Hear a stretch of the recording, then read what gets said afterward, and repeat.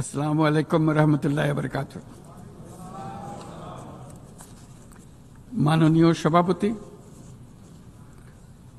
জাতিসংঘ সনদের ৮ দশক পূর্তি উপলক্ষে এই মহান পরিষদে উপস্থিত সকল সদস্য রাষ্ট্রকে অভিনন্দন জানাচ্ছি। এবারের অধিবেশন অতীত দর্শনের ভবিষ্যতের রূপরেখা তৈরি উভয়ের জন্য বিশেষভাবে গুরুত্বপূর্ণ।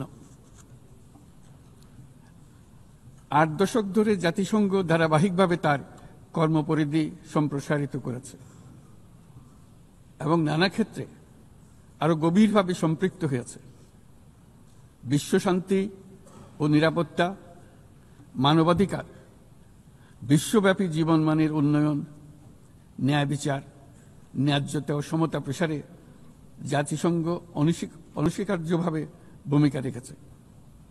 জাতিসংঘের কারণেই আজ বিশ্বের ১২০টি দেশের প্রায় ১৩ কোটি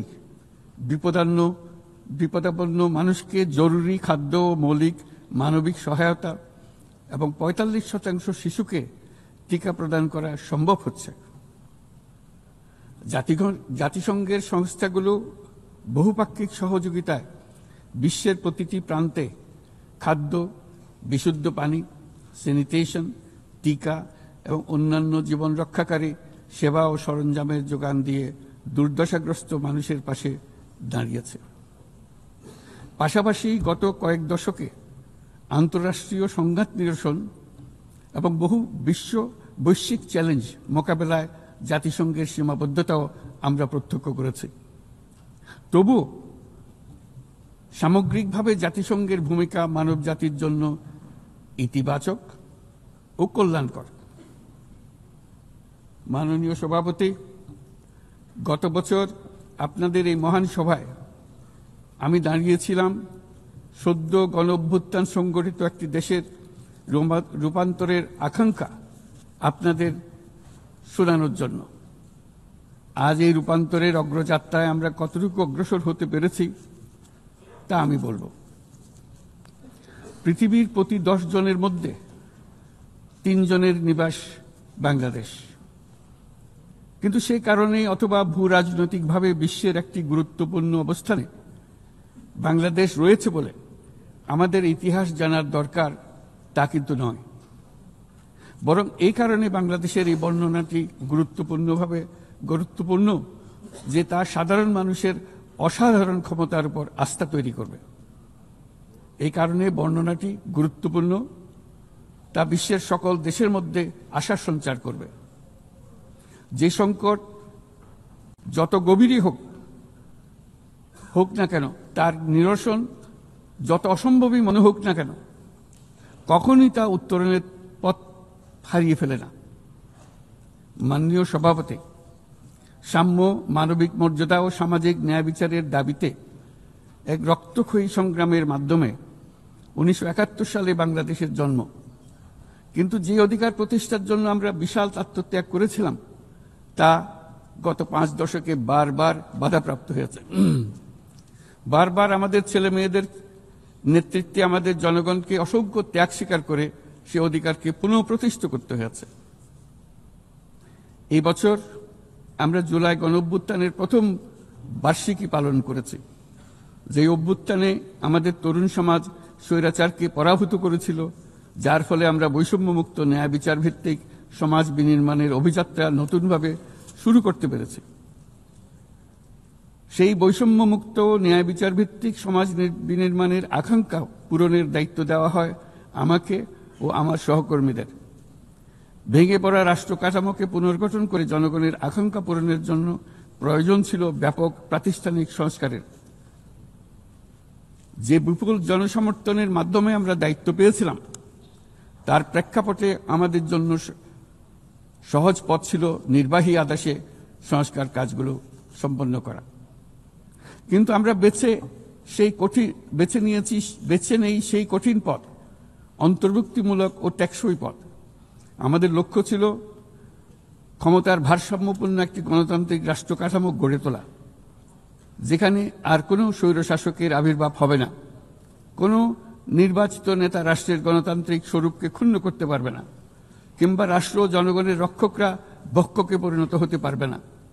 শাসন ব্যবস্থা, বিচার বিভাগ, নির্বাচন ব্যবস্থা, জনপ্রশাসন, আইন শৃঙ্খলা রক্ষা, দুর্নীতি বিরোধী কার্যক্রম, নারী অধিকার সহ সকল জাতীয় গুরুত্বপূর্ণ ক্ষেত্রে প্রয়োজনীয় সংস্কার করার জন্য আমরা 11টি স্বাধীন সংস্কার কমিশন প্রতিষ্ঠা করি।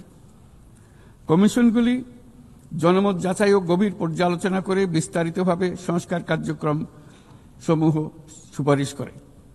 এই সংস্কার সুপারিশগুলো টেকসইভাবে বাস্তবায়নের জন্য আমরা একটা জাতীয় ঐক্যমত্য কমিশন গঠন করি, যারা 30টিরও বেশি রাজনৈতিক দল ও জোটকে নিয়ে এই আলোচনায় বসে। এই কমিশনের লক্ষ্য ছিল সংস্কার প্রস্তাবগুলোর প্রতি দলমত নির্বিশেষে একটি টেকসই সামাজিক অঙ্গীকার তৈরি করা। আমাদের এই অন্তর্ভুক্তিমূলক পদক্ষেপ সফল হয়। আমরা জুলাই অভ্যুত্থানের 1 বছর পূর্তিতে রাজনৈতিক দলগুলোর সাথে একই মঞ্চে দাঁড়িয়ে সকলে মিলে জুলাই ঘোষণার মাধ্যমে এই সংস্কার কার্যক্রমের প্রতি আমাদের সময়াবদ্ধ অঙ্গীকার ব্যক্ত করি। অর্থাৎ আগামী নির্বাচনে যে দলে জনগণের সমর্থন পাক না কেন, সংস্কার কার্যক্রম বাস্তবায়নে আর কোনো অনিশ্চয়তার অবকাশ থাকবে না। আপনারা জানেন যে আগামী বছরের ফেব্রুয়ারি মাসে আমরা জাতীয় নির্বাচন অনুষ্ঠানের প্রস্তুতি নিচ্ছি। পাশাপাশি স্বচ্ছতা ও জবাবদিহিতা, আইনের শাসন নিশ্চিত করবার জন্য আমাদের নিরবচ্ছিন্নভাবে নাগরিক বান্ধব সংস্কার চালিয়ে যাচ্ছি। মাননীয়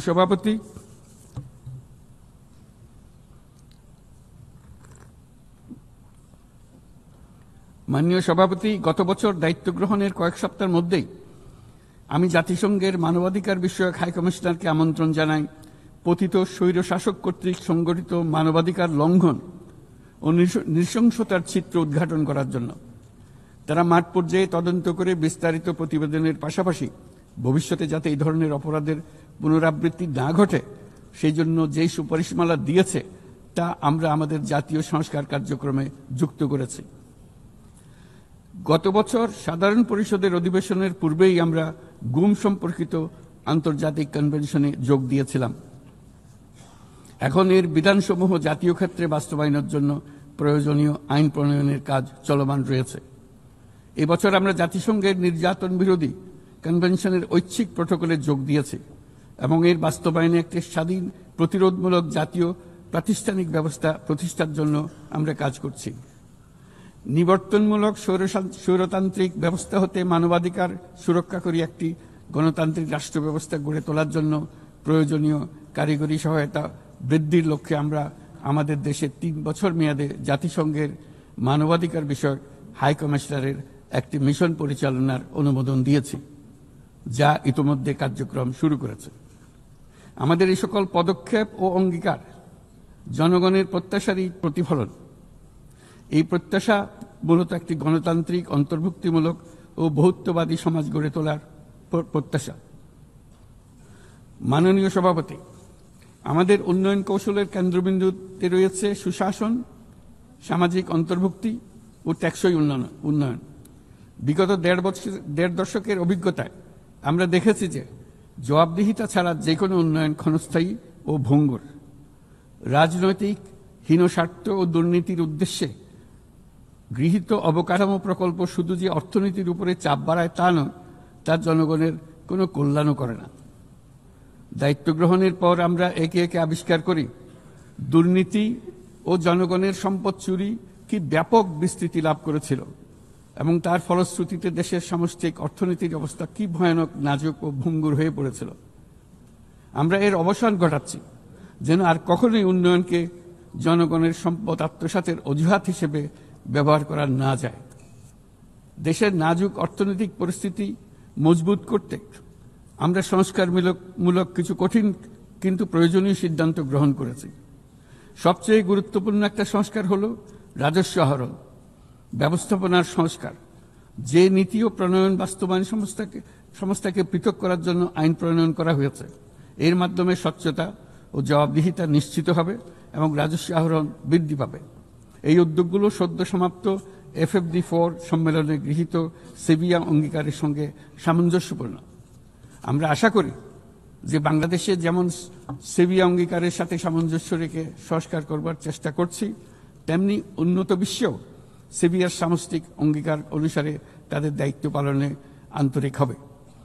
একই সাথে আমরা মনে করি আন্তর্জাতিক অর্থায়ন ব্যবস্থা, বৈশ্বিক আর্থিক প্রতিষ্ঠানগুলোর সিদ্ধান্ত গ্রহণ প্রক্রিয়া ও ব্যবস্থাপনার সংস্কার, একটি অন্তর্ভুক্তিমূলক আন্তর্জাতিক কর সহযোগিতার বৈশ্বিক কাঠামো, অবৈধ আর্থিক প্রবাহ ও দুর্নীতির বিরুদ্ধে সমন্বিত বৈশ্বিক পদক্ষেপ গ্রহণ এবং অবৈধ দুর্নীতিলব্ধ অর্থ পাচারকৃত সম্পদ পুনরুদ্ধারেও আন্তর্জাতিক সহযোগিতা বৃদ্ধি অত্যন্ত গুরুত্বপূর্ণ। মাননীয় সভাপতি, দেশের পাচার হওয়া অবৈধ সম্পদ পুনরুদ্ধার করা বর্তমানে আমাদের অন্যতম শীর্ষ অগ্রাধিকার। গত 15 বছরের দুর্নীতির মাধ্যমে শত শত কোটি ডলার অবৈধভাবে বিদেশে পাচার করা হয়েছে। আমরা নিরলসভাবে এই সম্পদ ফেরত আনার চেষ্টা করছি, কিন্তু সংশ্লিষ্ট দেশগুলোর আইনি প্রক্রিয়া এবং অন্যান্য নানাবিধ প্রতিবন্ধকতার কারণে আমাদের এই প্রচেষ্টা বারে বারে বাধাগ্রস্ত হচ্ছে। সংশ্লিষ্ট দেশগুলোর দৃঢ় সদিচ্ছা ছাড়া আমরা পাচার হওয়া অবৈধ সম্পদ পুনরুদ্ধারে সফল হতে পারছি না। বিশ্বের বিদ্যমান অর্থনৈতিক ব্যবস্থা উন্নয়নশীল দেশ থেকে সম্পদের এই অবৈধ পাচারকারীদের কার্যকরীভাবে প্রতিরোধ করতে ব্যর্থ হচ্ছে। কোনো কোনো ক্ষেত্রে আন্তর্জাতিক আর্থিক প্রতিষ্ঠানগুলোর বিধিবিধানগুলো বিশ্বব্যাপী বিভিন্ন ট্যাক্স হ্যাভেনে বিপুল পরিমাণে অবৈধ অর্থ স্থানান্তরে উৎসাহিত করছে। তাই যেসব দেশ ও প্রতিষ্ঠান এই পাচারকৃত সম্পদ গচ্ছিত রাখবার সুযোগ দিচ্ছে, তাদের আমি আহ্বান জানাচ্ছি তারা যেন এই অপরাধের সঙ্গে শরিক না হয়। এই সম্পদ তার প্রকৃত মালিককে অর্থাৎ কৃষক, শ্রমিক এবং সাধারণ করদাতাদের নিকট ফিরিয়ে দেন।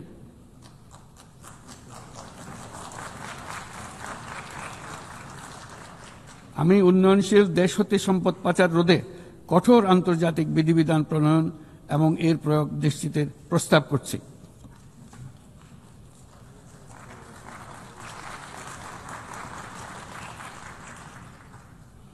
মাননীয় সভাপতি, রাজস্ব খাতের ঐতিহাসিক সংস্কারের পাশাপাশি আমরা বাজার ভিত্তিক মুদ্রা বিনিময় হার চালু করেছি।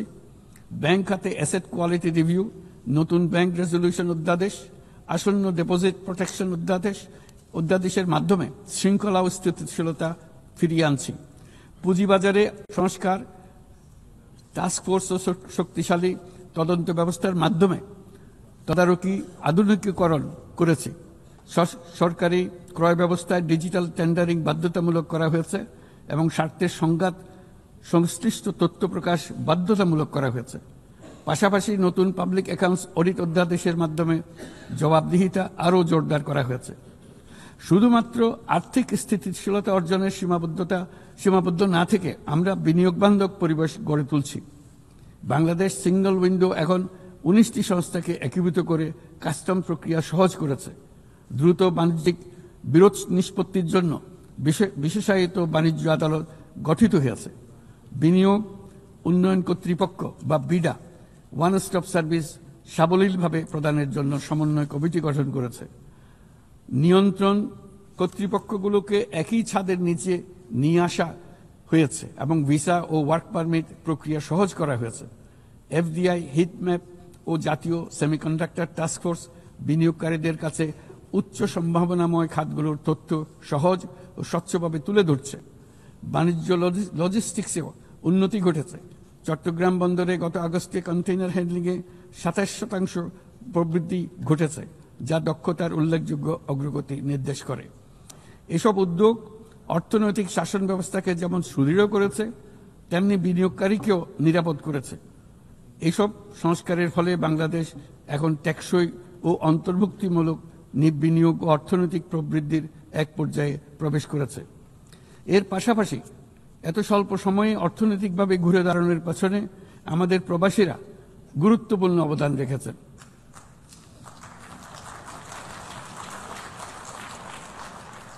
তারা বিদেশের মাটিতে কঠোর পরিশ্রম করে প্রতি মাসে দেশের রেকর্ড পরিমাণ রেমিটেন্স পাঠাচ্ছেন। শুধু বাংলাদেশেই নয়, স্বাগতিক দেশগুলোতেও তাদের বিশাল অবদান রয়েছে। তারা সেখানে বহুল চাহিদা সম্পন্ন সেবা প্রদান করছেন। এটি তাই আমাদের জন্য যেমন তেমনি স্বাগতিক দেশগুলোর জন্য সমানভাবে লাভজনক। উভয় দেশের জন্যই তা উপকারী। এই প্রসঙ্গে আমি জানাতে চাই, আমরা শ্রম অধিকার সংস্কার নিয়ে এগিয়ে যাচ্ছি। ইতিমধ্যেই স্বাধীন শ্রম সংস্কার কমিশনের সুপারিশ বাস্তবায়নে একটি কমিটি গঠিত হয়েছে। বাংলাদেশ শ্রম আইন সংশোধনের কাজ চূড়ান্ত পর্যায়ে রয়েছে, যেখানে ট্রেড ইউনিয়ন প্রক্রিয়া সহজ করা, মাতৃত্বকালীন ছুটি বৃদ্ধি ও আনুষ্ঠানিক ও অনানুষ্ঠানিক উভয় খাতের শ্রমিকদের জন্য সামাজিক সুরক্ষা সম্প্রসারণের পদক্ষেপ অন্তর্ভুক্ত করা হচ্ছে। ট্রেড ইউনিয়নের জন্য অনলাইন নিবন্ধন ব্যবস্থা চালু করা হয়েছে এবং নিবন্ধন প্রক্রিয়াকে আরও সহজ করার জন্য বিষয়টি বিবেচনা করা হচ্ছে। পাশাপাশি শ্রমিকদের অধিকার সুরক্ষায় আমাদের অঙ্গীকারের নিদর্শন স্বরূপ সম্প্রতি আমরা ইসলামী সহযোগিতা সংস্থার লেবার সেন্টারের সংবিধানটি স্বাক্ষর করেছি। এই কারণেই আমরা নিরাপদ, সুশৃঙ্খল ও নিয়মিত অভিবাসনকে সমর্থন করি এবং যেসব দেশে প্রবাসী শ্রমিকরা যান সেসব দেশে তাদের জন্য সহমর্মিতা ও সুরক্ষা নিশ্চিত করার আহ্বান জানাচ্ছি। উন্নত বিশ্ব যেখানে বয়স্ক জনসংখ্যার চাপে ভুগছে, সেখানে বাংলাদেশ অতি সৌভাগ্যবান।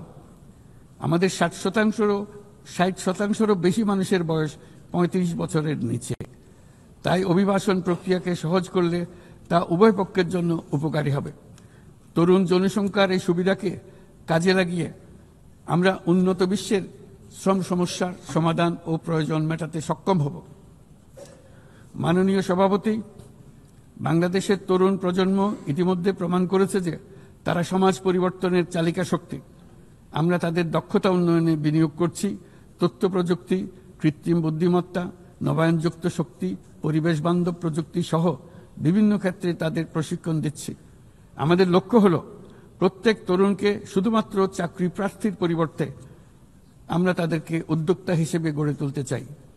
এই উদ্দেশ্যে আমরা জাতিসংঘের সঙ্গে অংশীদারিত্বে মাঠ পর্যায়ে তরুণদের সঙ্গে সরকারের শীর্ষ নীতি নির্ধারকদের যুক্ত করার একটা স্থায়ী মাধ্যম চালু করেছি। ইতিমধ্যেই এই বিষয়ে সারা দেশে একাধিক পরামর্শ সভার আয়োজন করা হয়েছে। আজকের তরুণরা স্থানীয় পর্যায় থেকে জাতীয় পর্যায় পর্যন্ত সিদ্ধান্ত গ্রহণে অনলাইন, অফলাইন ফোরাম, জরিপ এবং প্রচারণার মাধ্যমে তাদের জনপ্রতিনিধিদের সঙ্গে সরাসরি যুক্ত থাকতে চায়। তারা নেতৃত্ব বিকাশ, দক্ষতা বৃদ্ধি এবং ডিজিটাল সক্ষমতা উন্নয়নের জন্য আরও বেশি সুযোগ চায়। তারা চায় এই প্রক্রিয়ায় জবাবদিহিতা অন্তর্ভুক্ত থাকুক, নিয়মিত অগ্রগতি প্রতিবেদন এবং অব্যাহত সংলাপের প্রতিশ্রুতি থাকুক। সর্বোপরি প্রক্রিয়াটি হোক অন্তর্ভুক্তিমূলক, যাতে নারী, সংখ্যালঘু সম্প্রদায়, প্রতিবন্ধী, প্রান্তিক জনগোষ্ঠী সকলের অংশগ্রহণ ও নেতৃত্বের সমান সুযোগ থাকে। তরুণদের নিয়ে পরিকল্পনার ক্ষেত্রে এই বছরটি বিশেষভাবে গুরুত্বপূর্ণ, কারণ এই বছর আমরা বিশ্ব যুব পরিকল্পনায় 30তম বার্ষিকী পালন করছি। শুধু বর্তমান প্রজন্মের তরুণদের চ্যালেঞ্জ নয়, এই বছর তাই ভবিষ্যতেও তারা যে সংকট ও সমস্যার মুখোমুখি হবে তা অনুধাবন করে তার সম্ভাব্য সমাধান খুঁজে বের করারও সুযোগ এনে দিয়েছে। দ্রুত পরিবর্তনশীল প্রযুক্তির এই যুগে উন্নয়নশীল বিশ্বের তরুণদের জন্য আরও গভীর এক ডিজিটাল বিভাজন তৈরি হওয়ার ঝুঁকি আজ আমাদের একটি বড় উদ্বেগ। কোয়ান্টাম কম্পিউটিং, কৃত্রিম বুদ্ধিমত্তা, ভাষাভিত্তিক বৃহৎ মডেল কিংবা আধুনিক যোগাযোগ ব্যবস্থা, এইসব প্রযুক্তি যেন তাই পক্ষপাতদুষ্ট না হয় এবং এর সুফল যেন ন্যায্যভাবে সবার কাছে পৌঁছায়, তা আজ আমাদের নিশ্চিত করতে হবে। অন্যথায় বিশ্বব্যাপী এমন একটি প্রজন্ম তৈরি হবার ঝুঁকি রয়েছে যারা নিজেদেরকে বঞ্চিত, প্রান্তিক, অন্যায় অবিচারের শিকার হিসেবে বিবেচনা করবে। তারা সকল ধরনের ক্ষতিকারক প্রলোভনের সহজ লক্ষ্যবস্তুতে পরিণত হবে। আমরা মনে করি প্রযুক্তিগত উন্নয়নের সুফল বিশ্বব্যাপী ছড়িয়ে দিয়ে তরুণদের ঝুঁকিমুক্ত রাখার জন্য শুধু প্রযুক্তিগত উদ্ভাবন যথেষ্ট নয়, প্রয়োজন সামাজিক উদ্বোধন। আমরা প্রায় অর্ধ শতাব্দী আগে ক্ষুদ্র ঋণের ধারণা নিয়ে এসেছিলাম। তখন সেটি ছিল প্রথাগত ধারণার বিরুদ্ধে এক বৈপ্লবিক নিরীক্ষা, কিন্তু আজ বিশ্বব্যাপী তা মূলধারার হাতিয়ার হিসেবে স্বীকৃত। ক্ষুদ্র ঋণ লক্ষ লক্ষ মানুষকে দারিদ্র্য থেকে মুক্ত করেছে। উদাহরণস্বরূপ, এমনকি মার্কিন যুক্তরাষ্ট্রে গ্রামীণ আমেরিকা বছরে এখন এখন সব মিলিয়ে $6 বিলিয়ন উপর ঋণ নিম্ন আয়ের নারী উদ্যোক্তাদের মধ্যে বিতরণ করেছে এবং এর প্রায় শতভাগ নিয়মিতভাবে পরিশোধ করে যাচ্ছে। বাংলাদেশ ও বিশ্বজুড়ে আজ সামাজিক ব্যবসার যে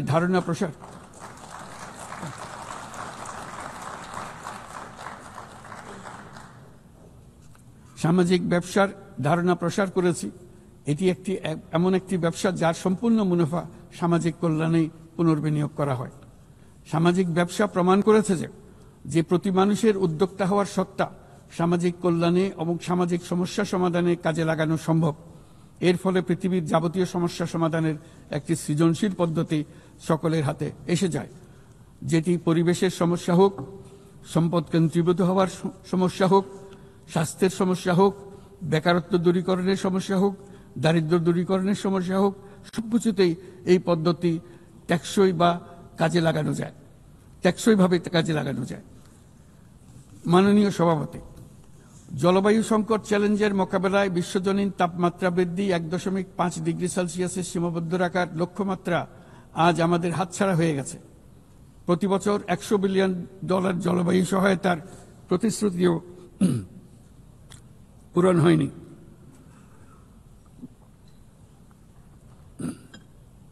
বরং যে ক্ষুদ্র অঙ্কের অর্থ বরাদ্দ হয়ে থাকে তাও কাগজে কলমে দেখানো হচ্ছে বহুগুণ হিসেবে। এটি সম্পূর্ণ অগ্রহণযোগ্য।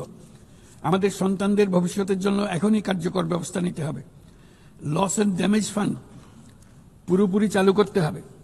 জলবায়ুর পরিবর্তনের বিরূপ প্রতিক্রিয়া প্রশমনের উদ্যোগ যেমন বাড়াতে হবে, তেমনি অভিযোজনেও সমান গুরুত্ব দিতে হবে। আর অভিযোজন প্রচেষ্টা হতে হবে দেশজ, স্থানীয়ভাবে নির্ধারিত এবং স্থানীয়ভাবে পরিচালিত। বাংলাদেশ ইতিমধ্যে স্থানীয়ভাবে সংবেদনশীল অভিযোজনের নীতিকে মূল ভিত্তি হিসেবে গ্রহণ করেছে। আসন্ন COP30 সম্মেলনে আমরা তৃতীয়বারের মতো জলবায়ু পরিবর্তন রোধ করবে আমাদের জাতীয় প্রতিশ্রুতি ঘোষণা করব, যেখানে জলবায়ু পরিবর্তনের বিরূপ প্রতিক্রিয়া প্রশমন লক্ষ্যের পাশাপাশি অভিযোজন উদ্যোগও থাকবে। বিশেষ গুরুত্ব পাবে ম্যানগ্রোভ বনাঞ্চল রক্ষা, জলাভূমি পুনরুদ্ধার করা। একই সঙ্গে আমরা আশা করি যে বৈশ্বিক সম্প্রদায়, বিশেষ করে উচ্চ কার্বন নিঃসরণকারী দেশগুলো তাদের দায়িত্বটুকু আন্তরিকভাবে পালন করবে।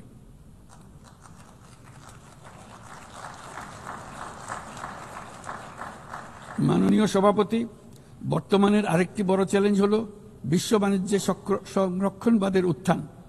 আমাদের সময়ে আমরা দেখেছি বাণিজ্য ও বিশ্বায়নের সুফল মাত্র 3 দশকে 100 কোটি মানুষকে দারিদ্র্য থেকে মুক্ত করেছে। এখন যদি আমরা উল্টো পথে হাঁটি তবে আমাদের সন্তানদের সেই সুযোগ আর থাকবে না। এটা অনস্বীকার্য যে বাণিজ্যের ক্ষেত্রে প্রতিটি দেশের সার্বভৌম স্বার্থ সুরক্ষিত রাখতে হবে এবং কোনো দেশকে তার সাধ্যের অতিরিক্ত বোঝা বইতে দেওয়া যাবে না। কিন্তু বৈশ্বিক শান্তি ও সমৃদ্ধি টিকিয়ে রাখার স্বার্থে উন্মুক্ত, ন্যায়সঙ্গত, নিয়মভিত্তিক বৈশ্বিক বাণিজ্যের কোনো বিকল্প নেই। তাছাড়া বৈশ্বিক বাণিজ্যে দ্রুত সামাজিক ব্যবসার প্রসার ঘটাতে হবে। উন্নয়ন সহায়তার একটি বড় অংশ সামাজিক ব্যবসায় প্রসারে বিশ্বময় ক্রমাগতভাবে জোরদার করতে হবে। আমার প্রজন্মে দেখেছি কিভাবে একটি পারস্পরিক নির্ভরশীল বৈশ্বিক অর্থনৈতিক ব্যবস্থা যে কোনো সংঘাতকে ব্যয়বহুল করে তুলেছে এবং বিশ্বের শান্তি টিকিয়ে রাখতে সাহায্য করেছে। আজ বিশ্বব্যাপী 120টিরও বেশি সশস্ত্র সংঘাত চলছে। পারস্পরিক অর্থনৈতিক নির্ভরশীলতা ভেঙে গেলে এরকম সংঘাত আরও বাড়বে, ব্যাহত হবে উন্নয়ন, বিনষ্ট হবে বিশ্ব শান্তি। মাননীয় সভাপতি, আমাদের প্রতিবেশী দেশ মায়ানমারে চলমান সংঘাত সমগ্র অঞ্চলের জন্য গভীর উদ্বেগজনক পরিস্থিতির সৃষ্টি করেছে। এটি যে শুধু আঞ্চলিক স্থিতিশীলতাকে ঝুঁকিতে ফেলছে তা নয়, বরং বাংলাদেশে আশ্রয়প্রাপ্ত বলপূর্বক বাস্তুচ্যুত রোহিঙ্গাদের তাদের মাতৃভূমি মায়ানমারে প্রত্যাবাসনকেও কঠিন করে তুলেছে। 8 বছর পার হয়ে গেল, রোহিঙ্গা সংকটের কোনো সমাধান হলো না। উপরন্তু বাংলাদেশ প্রতিনিয়তই মায়ানমার থেকে আগত রোহিঙ্গাদের আশ্রয় দিয়ে চলেছে। স্পষ্টতই সাংস্কৃতিক পরিচয়ভিত্তিক রাজনীতির কারণে রোহিঙ্গাদের উপর অধিকার বঞ্চনা ও নির্যাতন রাখাইনে অব্যাহত রয়েছে। রোহিঙ্গাদের প্রান্তিকীকরণ প্রক্রিয়া আর চলতে দেওয়া যাবে না। যেসব বৈষম্যমূলক নীতি ও কর্মকাণ্ড আজকের এই পরিস্থিতি তৈরি করেছে তার সমাধান ও প্রতিকারমূলক ব্যবস্থা এখনই গ্রহণ করা সম্ভব। তার জন্য পূর্ণাঙ্গ জাতীয় সংঘাত রাজনৈতিক মীমাংসার অপেক্ষা করার প্রয়োজন নেই। রাখাইনের সমস্যাগুলো চূড়ান্তভাবে রাজনৈতিক সমাধান করা দরকার। তবে এর জন্য রাখাইন অঞ্চলের সংশ্লিষ্ট সকল জাতিসত্তার অংশগ্রহণে এমন একটি বন্দোবস্ত প্রয়োজন যেন রোহিঙ্গারা সম অধিকার ও নাগরিকত্ব সহ সমাজের অংশ হতে পারে।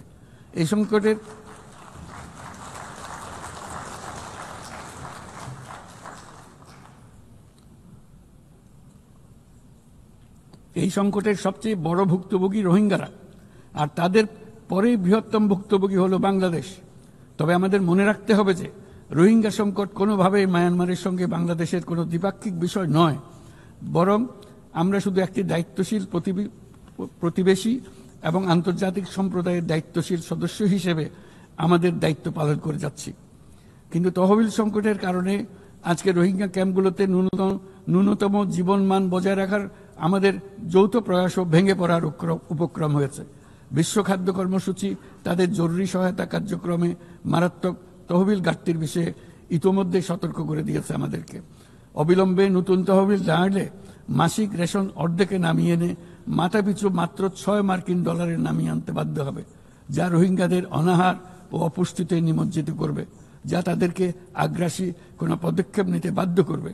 তহবিলের অতিরিক্ত কাটছাট হলে তা নিঃসন্দেহে সুরক্ষা ও নিরাপত্তা ঝুঁকি বহুগুণ বৃদ্ধি করবে, যা ক্যাম্পের সীমানা ছাড়িয়ে যেতে পারে। তাই আমি বিদ্যমান দাতাদের সাহায্য বাড়াতে এবং সম্ভাব্য নতুন দাতাদের অনুদান প্রদানের আহ্বান জানাচ্ছি, যাতে এই বিপর্যয়কর পরিস্থিতি এড়ানো যায়। মানবিক সহায়তার জন্য নতুন ও বর্ধিত তহবিলের বাইরে আন্তর্জাতিক সম্প্রদায়কে অবশ্যই মায়ানমার সরকার এবং রাখাইনের অন্যান্য অংশীদারদের উপর ইতিবাচক পরিবর্তন ও দ্রুত রাজনৈতিক সমাধানের জন্য চাপ প্রয়োগ করতে হবে। অন্যান্য প্রতিবেশী দেশগুলোকেও তাদের দায়িত্ব পালন করতে হবে। রাখাইনে স্থিতিশীলতা আনতে আন্তর্জাতিক সম্প্রদায়ের যে কোনো যৌথ প্রচেষ্টায় সহযোগিতা দিতে বাংলাদেশ সর্বদা প্রস্তুত। আমরা আশা করি আগামী 30 সেপ্টেম্বরের উচ্চ পর্যায়ের সম্মেলন বিশ্বব্যাপী দৃঢ় সংকল্প তৈরি করবে এবং রোহিঙ্গাদের জন্য বাস্তবসম্মত আন্তর্জাতিক সহায়তা নিশ্চিত করবে, যেখানে তহবিল সংগ্রহ সর্বোচ্চ অগ্রাধিকার পাবে। একই সঙ্গে আন্তর্জাতিকভাবে একটি রোডম্যাপ গৃহীত হবে এবং সময়বদ্ধ কর্মপরিকল্পনা গ্রহণের মাধ্যমে রোহিঙ্গা সংকটের স্থায়ী সমাধান খুঁজে পাওয়া সম্ভব হবে। মাননীয় সভাপতি, শুধু মায়ানমার নয়, এবছর আমরা পৃথিবীর প্রায় প্রতিটি প্রান্তেই সংঘাত প্রত্যক্ষ করেছি। ইউরোপ, দক্ষিণ এশিয়া, মধ্যপ্রাচ্য, বিশ্বের সবচেয়ে ঘনবসতিপূর্ণ অঞ্চলে আমরা বাস করি। বিশ্বের আর কোনো অঞ্চলে এত সংখ্যক পারমাণবিক অস্ত্রধারী রাষ্ট্র এত অল্প দূরত্বে অবস্থান করছে না। তাই নিরস্ত্রীকরণ, পারমাণবিক অস্ত্রের বিস্তার রোধের গুরুত্ব আমরা গভীরভাবে উপলব্ধি করতে পারি। আমরা সময়ের সঙ্গে দুর্বল হয়ে পড়া বৈশ্বিক অস্ত্র নিয়ন্ত্রণ চুক্তিগুলোকে পুনর্জীবিত করার জন্য জোর দাবি জানাচ্ছি। বিশেষ করে মধ্যপ্রাচ্য ও দক্ষিণ এশিয়ায় পারমাণবিক অস্ত্রমুক্ত অঞ্চল প্রতিষ্ঠার আহ্বান জানাচ্ছি। একই সঙ্গে আমরা পূর্ণ স্বচ্ছতার সঙ্গে শান্তিপূর্ণভাবে পারমাণবিক শক্তি ব্যবহারের যে অধিকার প্রতিটি রাষ্ট্রের রয়েছে তার প্রতি পূর্ণ সমর্থন জানাচ্ছি। একটি দায়িত্বশীল দেশ হিসেবে আমাদের প্রথম পারমাণবিক বিদ্যুৎ কেন্দ্র চালু করার আগেই এই বছর আমরা আন্তর্জাতিক পরমাণু শক্তি সংস্থার আওতাধীন পরমাণু নিরাপত্তা ও বর্জ্য ব্যবস্থাপনা সম্পর্কিত যৌথ কনভেনশনে যোগদান করেছি। এই যোগদানের মাধ্যমে সর্বোচ্চ মানের পারমাণবিক নিরাপত্তা ও স্বচ্ছতার প্রতি আমরা আমাদের প্রতিশ্রুতি পুনর্ব্যক্ত করছি।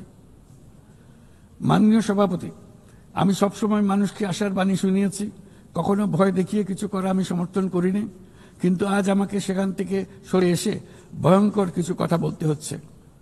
আজ আমি সতর্ক করছি, চরম জাতীয়তাবাদ, অন্যের ক্ষতি হয় এমন ভূ রাজনীতি এবং অন্যের দুর্ভোগ ও পীড়নের প্রতি ওদেশশূন্য বহু দশকের পরিশ্রমে আমরা যে অগ্রগতি অর্জন করেছি তা ধ্বংস করে দিচ্ছে। এর সবচেয়ে মর্মান্তিক চিত্র আমরা দেখেছি গাজায়। শিশুরা না খেয়ে অকাল মৃত্যুবরণ করছে, বেসামরিক জনগোষ্ঠীকে নির্বিচারে হত্যা করছে, হাসপাতাল, স্কুল সহ একটা গোটা জনপদ নিশ্চিহ্ন করে দিচ্ছে। জাতিসংঘের স্বাধীন তদন্ত কমিশনের সাথে আমরাও একমত যে আমাদের চোখের সামনেই একটি নির্বিচার গণহত্যা সংঘটিত হচ্ছে। আমাদের দুর্ভাগ্য যে মানব জাতির পক্ষ থেকে এর অবসানে আমরা সর্বোচ্চ চেষ্টা করছি না এখনো। এই অবস্থা চলতে থাকলে ভবিষ্যৎ প্রজন্ম ও ইতিহাস আমাদেরকে ক্ষমা করবে না।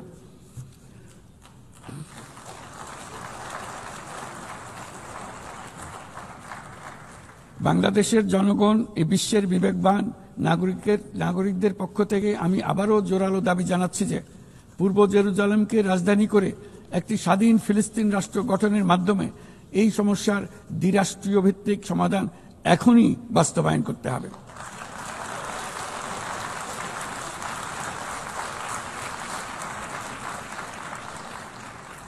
শুধুমাত্র 1967 সালের পূর্বের সীমারেখার ভিত্তিতে যেখানে ইসরায়েল ও ফিলিস্তিনি শান্তিপূর্ণ সহাবস্থানে থাকবে তখনই ন্যায় বিচার সম্পূর্ণভাবে কার্যকর হবে। মাননীয় সভাপতি, বাংলাদেশে আমরা বিশ্বাস করি যে আমাদের একটি শান্তির সংস্কৃতি আমরা গড়ে তুলব, যেখানে সর্বস্তরের সহনশীলতা, অহিংসা, সংলাপ ও সহযোগিতার মূল্যবোধ প্রতিষ্ঠিত করা হবে। গত 3.5 দশক ধরে জাতিসংঘের শান্তিরক্ষা কার্যক্রমে অন্যতম শীর্ষ শান্তিরক্ষা প্রেরণকারী দেশ হিসেবে আমাদের অংশগ্রহণ বৈশ্বিক শান্তি ও নিরাপত্তার প্রতি আমাদের নিরবিচ্ছিন্ন অঙ্গীকারের এক বাস্তব প্রমাণ। এমনকি এই মুহূর্তে প্রায় 6,000 বাংলাদেশি শান্তিরক্ষী বাহিনী বিশ্বের সবচেয়ে সংঘাতপূর্ণ অঞ্চলগুলোতে জাতিসংঘের আওতায় দায়িত্ব পালন করছে। আজ পর্যন্ত মোট 168 জন বাংলাদেশি শান্তিরক্ষী তাদের দায়িত্ব পালনকালে শহীদ হয়েছেন। একাধিক গবেষণায় একথা বারবার প্রমাণিত হয়েছে। জাতিসংঘের শান্তিরক্ষা কার্যক্রম অন্য যে কোনো একপাক্ষিক শান্তিরক্ষা উদ্যোগের তুলনায় অধিক টেকসই এবং কার্যকর। তাই বিশ্বের শান্তিরক্ষাকারী এই কার্যক্রমের ধারাবাহিকতা ও কার্যকারিতা রক্ষায় আমরা জাতিসংঘের শান্তিরক্ষা অভিযানের জন্য স্পষ্ট ও বাস্তবসম্মত ম্যান্ডেট এবং পর্যাপ্ত বাজেট বরাদ্দের দাবি জানাচ্ছি। শান্তিরক্ষীদের নিরাপত্তা এবং তাদের বিরুদ্ধে সংঘটিত অপরাধের জবাবদিহিতা নিশ্চিত করাও সর্বোচ্চ গুরুত্বের সঙ্গে বিবেচনা করা উচিত। দেশে এবং আন্তর্জাতিক পরিসরে বহু ভাষিকতাকে বাংলাদেশ সক্রিয়ভাবে উৎসাহিত করে, কারণ আমরা বিশ্বাস করি যে ভাষাগত ও সাংস্কৃতিক বৈচিত্র্য পারস্পরিক বোঝাপড়াকে আরো গভীর করে। একবিংশ শতাব্দীতে কোনো সমাজেই ঘৃণা, অসহিষ্ণুতা, বর্ণবাদ, বিদেশিদের প্রতি বিদ্বেষ বা ইসলাম বিদ্বেষীদের কোনো স্থান নেই।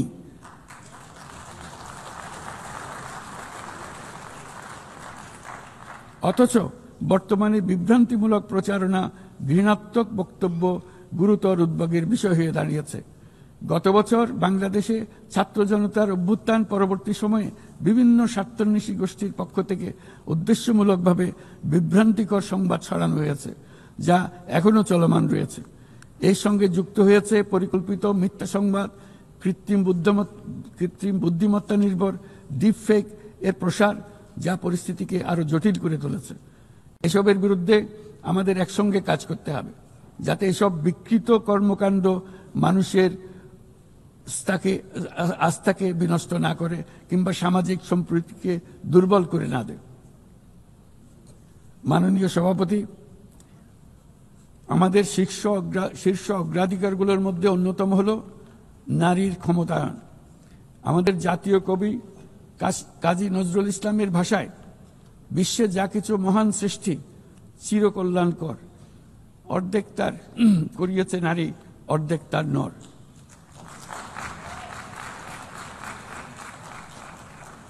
প্রকৃতপক্ষে বর্তমান বিশ্বে অনেক গুরুত্বপূর্ণ ক্ষেত্রে নারীদের অবদান অর্ধেকেরও বেশি। এই মাসে বাংলাদেশে প্রথমবারের মতো unpaid household production satellite account জরিপ প্রকাশিত হয়েছে। সেখানে দেখা যায় যে অবৈতনিক পরিচর্যা ও গৃহস্থালী কাজে শতকরা 85% বেশি কাজ নারীরা একাই করে থাকেন, যার অর্থমূল্য আমাদের স্থূল দেশজ উৎপাদনের প্রায় 16%। বহু প্রতিকূলতা সত্ত্বেও আজ আমাদের মেয়েরা শ্রেণীকক্ষ থেকে বোর্ডরুম, গবেষণাগার থেকে ক্রীড়াঙ্গন সবখানে বাধা অতিক্রম করে সফল হচ্ছে। সম্প্রতি আমাদের নারী ফুটবল দল আঞ্চলিক চ্যাম্পিয়নশিপ জিতেছে। আন্তঃএশীয় প্রতিযোগিতার জন্য উত্তীর্ণ হয়েছে এবং সারা দেশের লাখো মানুষকে অনুপ্রাণিত করে চলেছে। নারীর নিরাপত্তা ও মর্যাদা এবং সমান সুযোগ সুনিশ্চিত করার জন্য আমার সরকার প্রচেষ্টা অব্যাহত রয়েছে। এই বছর আমরা বেইজিং ঘোষণাপত্রের ৩০তম বার্ষিকী উদযাপন করছি। এই উপলক্ষে নারীর ক্ষমতায়নে আমাদের অঙ্গীকারকে আরও জোরদার করতে আমরা বেইজিং +30 অ্যাকশন এজেন্ডা এর অধীনে আগামী 5 বছরে বাস্তবায়নের লক্ষ্য নিয়ে 4টি জাতীয় প্রতিশ্রুতি ঘোষণা করেছি। এর মধ্যে রয়েছে যৌন হয়রানি প্রতিরোধ, সুরক্ষা সংক্রান্ত আইন প্রণয়ন করা, নারীর অবৈতনিক পরিচর্যা ও গৃহস্থলী কাজের স্বীকৃতি ও মূল্যায়ন নিশ্চিত করা, রাজনৈতিক ও জনপরিসরে নারীর অংশগ্রহণ বৃদ্ধি করা, নারীর সমতা ও ক্ষমতায়নের প্রতি সংবেদনশীল বাজেট প্রণয়ন পদ্ধতি শক্তিশালী করা। মাননীয় সভাপতি, বাংলাদেশ পারস্পরিক শ্রদ্ধা, স্বচ্ছতা এবং কল্যাণের ভিত্তিতে আঞ্চলিক সহযোগিতায় অঙ্গীকারবদ্ধ। আমরা বিমস্টেক, BBIN, এশিয়ান হাইওয়ে এবং সাসেকের মতো অন্যান্য উদ্যোগের মাধ্যমে আঞ্চলিক সংযোগ ও বাণিজ্যকে এগিয়ে নিচ্ছি। এর সাথে আমরা আসিয়ানের মতো কার্যকরী আঞ্চলিক ফোরামে যুক্ত হওয়ার জন্য আগ্রহ প্রকাশ করেছি। এই মর্মে কাজ করে যাচ্ছি। দক্ষিণ এশীয় আঞ্চলিক সহযোগিতা সংস্থা SAARC-কে পুনর্জীবিত করার জন্য আমরা দৃঢ় আহ্বান জানাচ্ছি। 4 দশক আগে এই সংস্থা প্রাথমিক পর্যায়ে উল্লেখযোগ্য অগ্রগতি অর্জন করেছিল এবং আঞ্চলিক সহযোগিতার জন্য একটা শক্ত ভিত্তি তৈরি করেছিল। রাজনৈতিক অচলাবস্থার পরেও এই প্রাতিষ্ঠানিক কাঠামো এখনো কার্যকর রয়েছে। আমরা বিশ্বাস করি SAARC এখনো আমাদের অঞ্চলের কোটি কোটি মানুষের জন্য কল্যাণ এনে দিতে সক্ষম, যেমনটি আসিয়ান তাদের অঞ্চলের কোটি কোটি মানুষের জন্য করে যাচ্ছে। সম্মিলিত উন্নয়নের জন্য প্রতিবেশী দেশগুলোর মধ্যে আঞ্চলিক সহযোগিতার কোনো বিকল্প নেই। একই সাথে অভিন্ন প্রাকৃতিক সম্পদের ব্যবহারে ন্যায্যতা ও সহমর্মিতার চর্চা করা একান্ত প্রয়োজন। প্রাকৃতিক সম্পদের ব্যবহার নিয়ে শান্তিপূর্ণ আঞ্চলিক সহযোগিতায় বাংলাদেশ দৃঢ়ভাবে অঙ্গীকারবদ্ধ। তাই প্রথম দক্ষিণ এশিয়া দেশ হিসেবে সম্প্রতি আমরা জাতিসংঘের পানি সংক্রান্ত কনভেনশনে যোগ দিয়েছি। মাননীয় সভাপতি, শতাব্দীর পর শতাব্দী ধরে রাজনৈতিক শোষণ, সম্পদ লুণ্ঠন, কাঠামোগত বৈষম্য আজকের অসম উন্নয়নের বাস্তবতা তৈরি করে গিয়েছে। আজ থেকে 1 দশক পূর্বে আমরা যখন এজেন্ডা 2030 অর্জনে একমত হয়েছিলাম, তখন আমরা পথ পরিবর্তন করে সঠিক লক্ষ্যে এগিয়ে যাওয়া নিয়ে আশাবাদী হয়েছিলাম। কিন্তু আজকের বাস্তবতা হলো টেকসই উন্নয়নের অভিষ্ট বাস্তবায়নের যে অগ্রগতি কাম্য ছিল তা মারাত্মকভাবে পিছিয়ে পড়েছে। উন্নয়নে অর্থায়নের ঘাটতি ক্রমশ বাড়ছে। উন্নয়ন সহায়তার প্রবাহ কমছে। আমরা দাতার দেশসমূহকে এই প্রবণতা থেকে বেরিয়ে এসে তাদের অঙ্গীকার পূরণ করতে আহ্বান জানাচ্ছি। আমরা স্বল্পোন্নত দেশ হতে উন্নয়নশীল দেশ হিসেবে উত্তরণের প্রক্রিয়ায় আছি। আমাদের মসৃণ ও টেকসই উত্তরণ নিশ্চিত করতে আন্তর্জাতিক সম্প্রদায়ের, বিশেষ করে জাতিসংঘের সংশ্লিষ্ট সংস্থাসমূহের সহযোগিতা অত্যন্ত জরুরি। তাদের সাহায্য সহায়তা আমরা কামনা করছি। এ বিষয়ে OHRLS সহ সংশ্লিষ্ট সংস্থাসমূহের কার্যক্রমকে সাধুবাদ জানাই। স্বল্পোন্নত দেশসমূহ এবং ঝুঁকিতে থাকা অন্যান্য দেশগুলোর প্রতি আমাদের কার্যকর সহযোগিতা প্রদানের জন্য আমরা আমাদের দপ্তরকে আরও শক্তিশালী করার আহ্বান জানাচ্ছি। একই সঙ্গে অনুদান ও ঋণের পাশাপাশি সরকারি ও বেসরকারি উদ্যোগে সামাজিক ব্যবসা খাতকে বিপুলভাবে এগিয়ে দিয়ে যাওয়ার জন্য আহ্বান জানাচ্ছি। এই নতুন পদ্ধতি দাতা ও গ্রহীতা উভয় দেশের জন্য মঙ্গলজনক হবে এবং উৎসাহব্যঞ্জক হবে। সৃজনশীলতার অতি উচ্চ পর্যায়ে যেতে আমাদের সহায়ক হবে। মাননীয় সভাপতি, বাংলাদেশের অগ্রগতি উন্নয়নের অভিযাত্রায় জাতিসংঘের অবদানকে আমরা সাধুবাদ জানাই। বিশ্বশান্তি ও নিরাপত্তা উন্নয়ন, মানবাধিকার, জাতিসংঘের এই 3টি স্তম্ভের প্রতি আমরা পূর্ণ আস্থা পুনর্ব্যক্ত করছি।